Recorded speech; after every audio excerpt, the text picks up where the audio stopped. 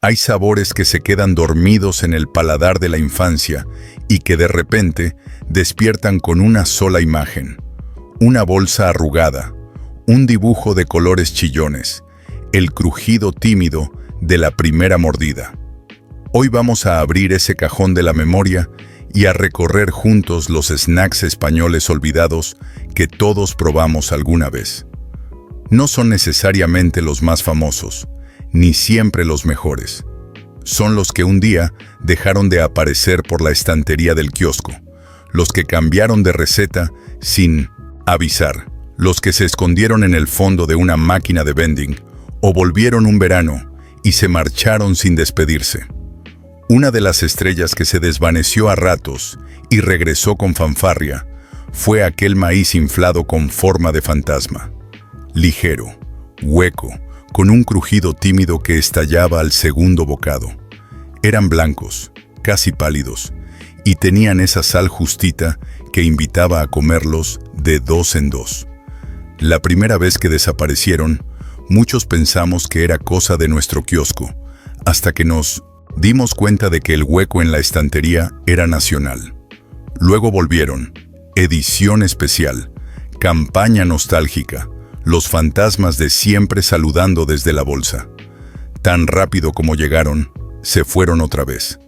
A veces, abrir esa bolsa era como abrir un recuerdo.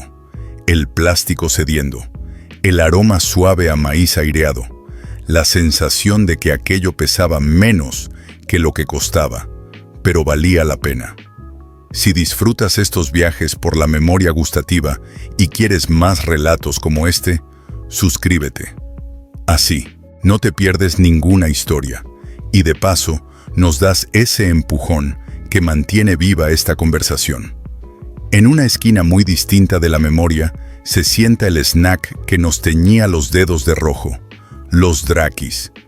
Con forma de monstruo, dragón o criatura imposible según quien los recuerde, tenían ese sabor a ketchup juguetón, ácido y dulce. Abrir una bolsa de Drakis era convocar un olor que se expandía. Tomate, azúcar, una sombra de vinagre, una promesa de manchar la camiseta si no tenías cuidado. Los comías como si nada, y cuando por fin mirabas los dedos, estaban coloreados de un rojo indeleble. Esos dedos pintados eran prueba de un recreo bien aprovechado. Y sí, todavía hay quien asegura que encontró una bolsa hace poco, en una tienda de barrio que se niega a olvidar. Hubo un momento dulce para las estrellas. Las Jumpers, por ejemplo, tenían algo de magia en su diseño. Una estrellita anaranjada, liviana, perfumada de queso, que al morder se deshacía dejando un eco salado. No era un queso, serio, era un queso divertido, la promesa de una merienda compartida. Había quien se las ponía en las puntas de los dedos como pequeñas garras comestibles, y quien se pasaba minutos eligiendo la estrella más perfecta para la primera mordida. El perfume que soltaba la bolsa al abrirla era inconfundible, un golpe cálido que llenaba el pasillo de casa. Hoy se ven menos, eclipsadas por opciones más ruidosas, pero basta una para que se encienda la sonrisa. Si nos vamos al terreno de los clásicos, humildes, aparecen las ruedas. Esa geometría sencilla, como pequeñas ruedas dentadas que invitaban a jugar antes de comer. Había quien se las ponía en los dientes, quien las hacía girar sobre la mesa, quien las trataba como si fueran monedas en un juego que solo entendían los niños. Su sabor era rotundo a maíz frito, con ese punto de sal exacto que pedía un trago de refresco. Lo bonito de las ruedas es que eran democráticas, baratas, omnipresentes y siempre premiosa cuando el bolsillo iba justo. El aceite te dejaba los labios brillantes y a veces un ligero eco a fritura que no molestaba. Al contrario, hacía que el siguiente bocado fuera inevitable. En la gran familia del extrudido con corazón blando, pocos iconos tan tiernos como los gusanitos. Gusanitos de toda la vida, tan suaves que se deshacían apenas los tocaba la lengua. Tenían un sabor discreto, casi infantil, perfecto para manos pequeñas. En muchos hogares eran la puerta de entrada al mundo del picoteo, el primer snack que se ofrecía sin miedo, porque la textura no amenazaba y el nivel de sal era amable. También estaban sus primos de textura similar, pero con un punto más marcado. Esos palitos suaves que casi parecían espuma, con un saborcito levemente lácteo. Los abrías, y el olor, a medio camino entre cereal tierno y manteca limpia, anunciaba una merienda tranquila. No podemos olvidar aquel cuadradillo hueco y crujiente con sabor a bacon, los Boca Bits. Tenían una estructura casi de panal, ligera, que crujía como si guardara aire atrapado en su interior.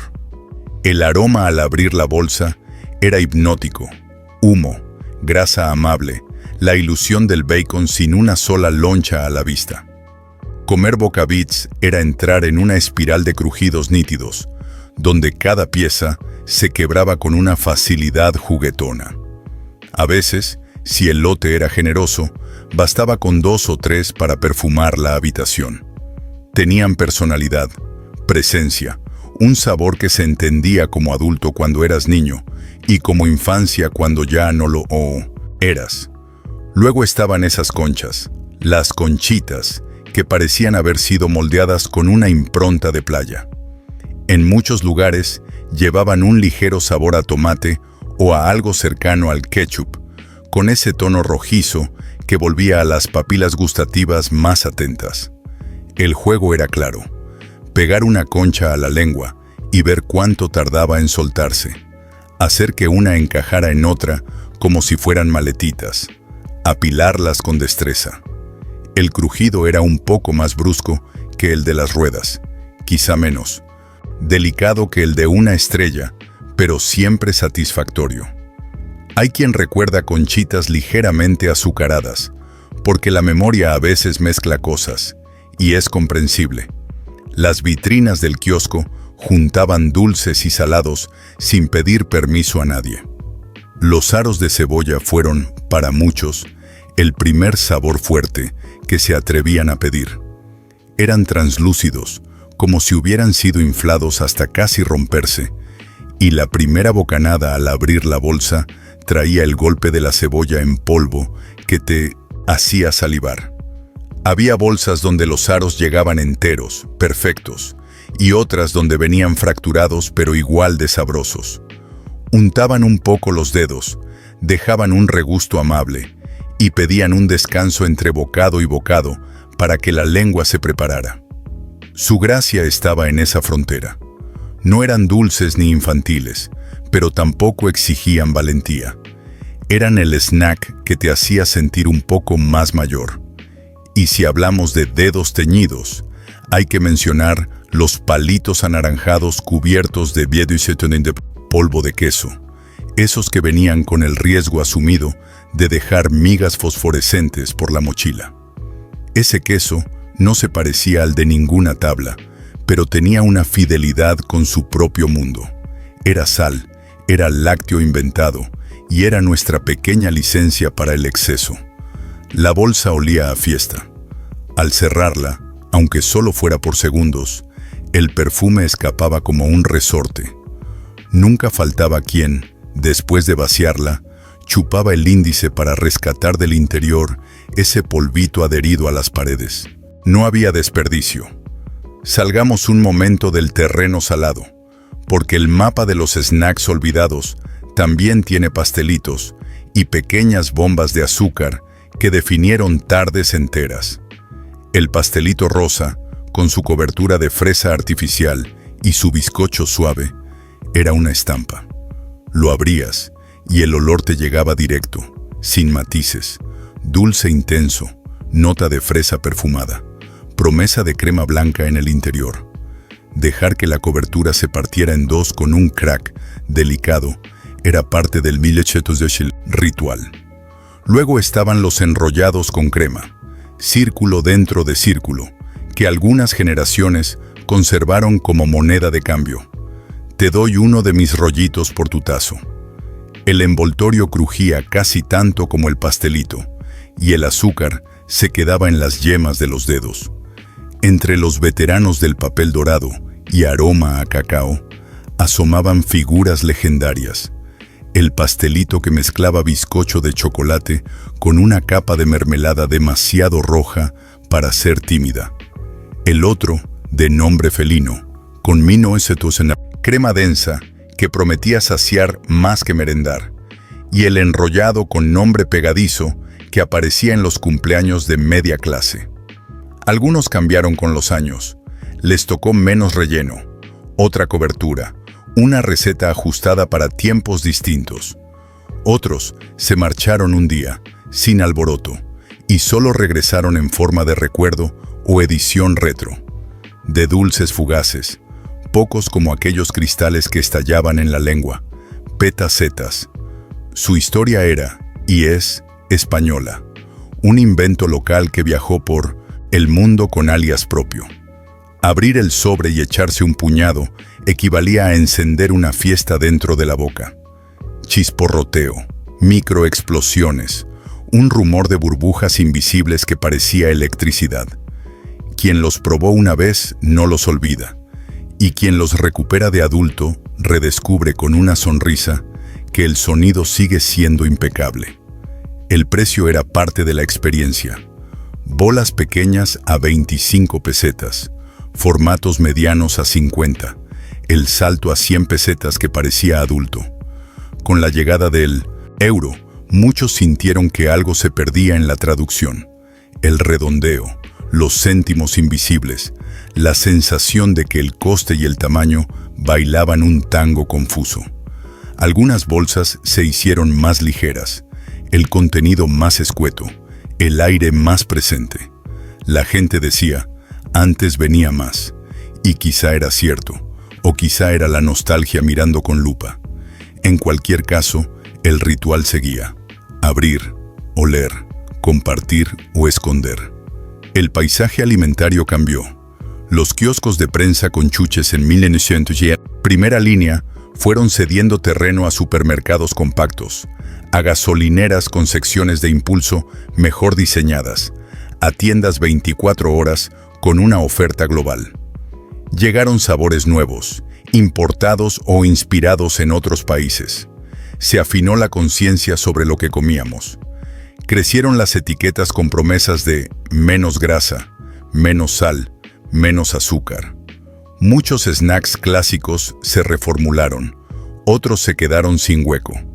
Las máquinas expendedoras en oficinas y centros de estudio también modificaron la merienda.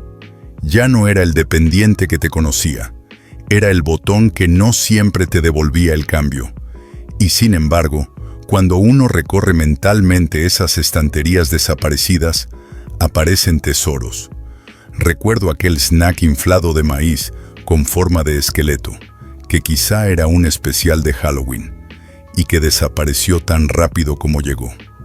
Los sabores a barbacoa y campesina, que variaban según la marca, a veces más dulces, otras más ahumados, con ese regusto a salsa que nos hacía sentir cosmopolitas.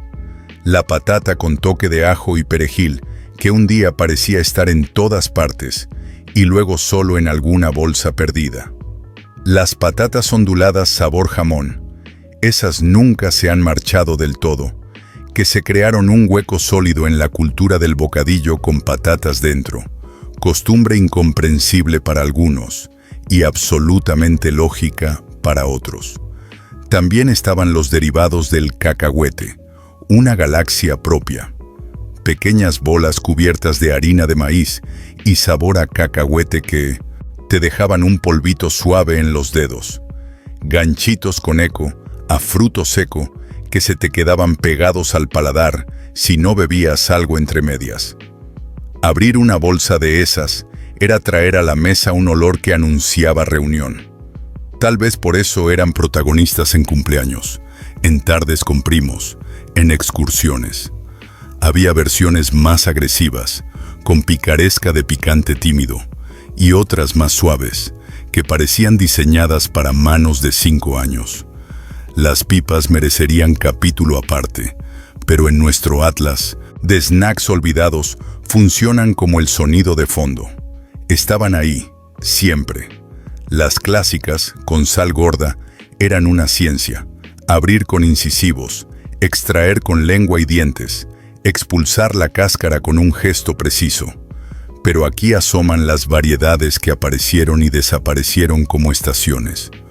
Un toque de sabor Tijuana que vino a revolucionar. Mezclas con ajo y perejil, o combinaciones atrevidas que conquistaban por un verano y luego se iban, tal vez para no restar trono a la justa reina. Salada.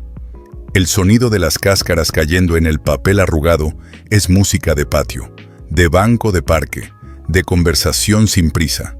En el cine o en los sacos de feria, las palomitas dulces de colores tenían su momento. Rosas, azules, a veces verdes. Un crujido distinto, más abierto, con el azúcar cristalizado en la superficie como si fueran pequeñas geodas. El color manchaba los dedos y la lengua. El olor, mezcla de maíz reventado y caramelo simple, llenaba el espacio. No siempre eran buenas. A mí no se toser. A veces llegaban blandas, a veces demasiado duras. Pero cuando salían bien, una bolsa se convertía en un tesoro compartido. Hoy quedan como rareza en algunas fiestas, un guiño a la infancia.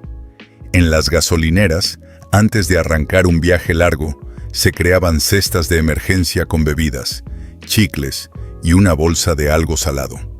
Allí se escondían a menudo los sabores perdidos, una edición especial, un formato pequeño con una receta vieja, un stock que había resistido. Era un territorio propicio para el hallazgo. Desvío a la derecha, estantería estrecha, sorpresa. Las paradas en carretera, con su luz de neón y su aire acondicionado siempre demasiado fuerte, eran el escenario donde un snack olvidado decía, aquí estoy. Algunas desapariciones tienen que ver con el tiempo y los gustos. El ketchup, por ejemplo, vivió un ciclo dorado. Estuvo en todas partes, coloreó muchas bolsas, actuó de puente entre lo dulce y lo salado. Luego perdió fuelle frente a barbacoa, chili o lácteos más sofisticados. El bacon ahumado tuvo su desglose.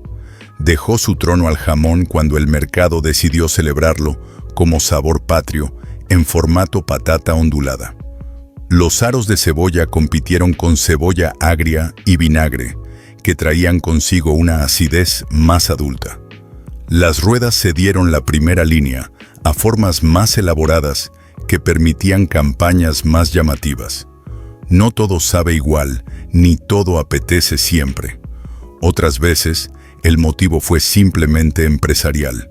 Fusiones, adquisiciones, catálogos que se simplifican, líneas de producción que se reorientan, temporadas de costes altos en materias primas que obligan a aparcar lo que no garantizaba ventas sólidas. Algunos productos quedaban en pausa a la espera de una ocasión para volver, y esa ocasión, a veces, nunca llegaba. La memoria del consumidor, en cambio, no entiende de hojas de Excel. A ella le da igual la amortización de una máquina. Recuerda la merienda en el parque y el sol de las 6 de la tarde. A veces, volver a probar un snack olvidado deprime un poco. No sabe igual. Tal vez no tenga ya el mismo punto de sal. Quizá la grasa sea distinta, o nuestra propia lengua haya cambiado. Es parte del juego. El paladar no es un archivo estático, es un instrumento que aprende, que se adapta. Lo que no cambia es la emoción que se activa en el primer contacto. Un latido breve de sorpresa, una sonrisa casi involuntaria, un vistazo a los demás buscando complicidad. Eso es lo que hace que un recuerdo de comida sea más que una lista de ingredientes. Y en el fondo, todos esos snacks, los presentes y los ausentes, cuentan algo de cómo fuimos. Éramos niños que contaban monedas y negociaban con ellas. Adolescentes que alargaban la tarde una bolsa más, adultos en potencia que aprendían a compartir o a esconder. Éramos también un país que se abría, que mezclaba lo de siempre con lo recién llegado, que hacía suyas palabras como barbacoa o ranchera y las volvía de aquí con toda naturalidad. Éramos kioscos con luz de tubo, estanterías metálicas y ese olor mixto que solo existe en los negocios que venden revistas y chucherías. Si esta travesía te ha traído recuerdos, cuéntalos y compártelos. Dime qué snack rescatarías del olvido y a quién se lo darías hoy para que lo probara por primera vez. Tu historia puede despertar otra memoria y así seguimos ampliando el mapa entre todos. También existió un capítulo curioso: las promociones que invitaban a coleccionar tapones, envoltorios o puntos canjeables por cosas que hoy nos parecerían imposibles. Hubo mochilas, pelotas, cromos, tazos, peonzas con logos y hasta pequeñas consolas de bolsillo que solo se conseguían si acumulabas suficientes pruebas de compra. Muchos snacks saltaron de la estantería a la mochila justamente por eso, y no por su sabor. Esta fórmula funcionó hasta que el mercado digital se volvió más atractivo, hasta que el premio pasó a ser el contenido que consumías en el móvil, no lo que podías tocar. Si pensamos en por qué algunos desaparecidos vuelven, la respuesta es sencilla. La nostalgia es un motor comercial muy serio. La industria lo sabe y de cuando en cuando rescata recetas, recupera diseños, imprime ese smiley antiguo que nos guiñaba desde el paquete. Y nosotros respondemos. Compramos, probamos, comparamos. A veces suspiramos, no es lo mismo. A veces brindamos, es exactamente esto. En ambos casos, el viaje está hecho. La bolsa se abre no solo para comer, sino para recordar con el cuerpo. Y luego está el asunto de con quién compartíamos. Porque, si lo piensas, los snacks rara vez se comían en silencio y a solas. Se compartían en corro, se pasaban de mano en mano, se negociaba quién se quedaba con la última estrella, con el pastelito que quedaba. En la piscina, el suelo mojado dejaba pegadas pequeñas migas al borde de la toalla.